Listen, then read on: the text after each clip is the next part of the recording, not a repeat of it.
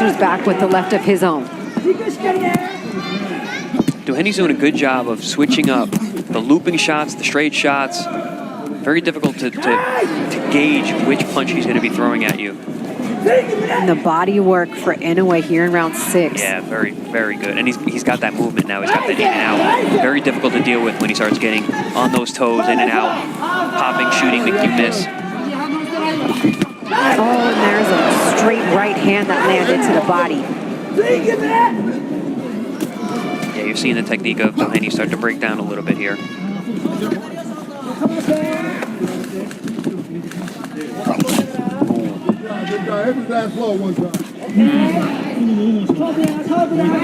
That right hand, the thing is pinned straight. There's no fat on that punch whatsoever. Yeah, Inoue's putting on a ton of pressure here, walking Doheny down. Body shot for Doheny there.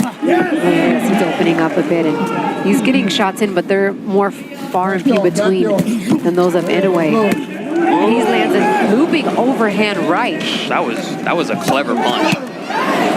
Rolled out from underneath a clinch and then threw a shot over his own head. And he's putting them together in combination now. Doheny's answering back with a shot here and there in between. Yeah, but it's a combination of punches from Naoya Inoue, who's now working up top after investing early in the round in the to the body. Some good slippery defense from Doheny on those ropes, though. You're starting to see the face of Doheny get marked up. I think there's some damage over the eye. Oh, down to the body, that one. You can tell had him hunched over there as that bell has him walking gingerly now back to his corner. That was a lot of damage that Doheny just absorbed at the end of that round. That bell came and he just kind of bent over there as he got back to his stool. But the amount of body shots landed from Naoya Inoue in that round, we don't have the CompuBox numbers for this fight for us, but that was a devastating amount of work. I mean, he's been consistent all night long, but I think he was even more consistent this round with the headshots. Beautiful straight right hand right there. You see him beating Doheny to the punch, and then you talk about that body shot. Christina, there's a nice straight right hand that doubled Doheny over. Good overhand right hook punch there from Doheny, but not the same snap he had earlier. Ooh, that left hand to the body definitely had an effect.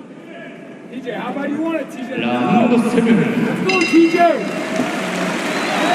His corner, the parting words as we start the second half of this fight. How bad do you want it, TJ? And he's absolutely been game. Oh, no. And it looks like, oh no. Oh no, that's unfortunate. Looks like an injury is going to cause an end to this fight. And an expletive from Doheny as he seems to be in a tremendous amount of pain right now. Look at the bruise on his rib.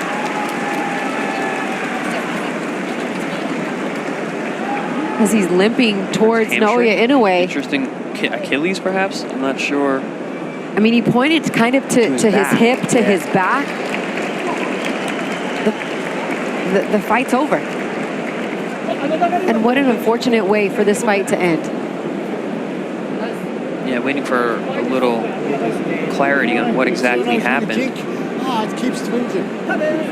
It's back.